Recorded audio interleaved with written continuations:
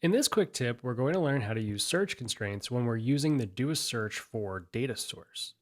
Here we have a repeating group that displays a list of users' names. But let's say we wanted to constrain this list and return only a subset of users that match certain criteria. For example, we have a few users in our database that have the letter A in their name. If we wanted to show only the list of users that have A in their name, we would add this as a constraint. In our repeating group, we'll open our do a search for expression and click add a new constraint. So if we wanted to constrain the search to only find all the users that have A in their name, we would add the name contains A constraint. This now reads, do a search for users where name contains the letter A.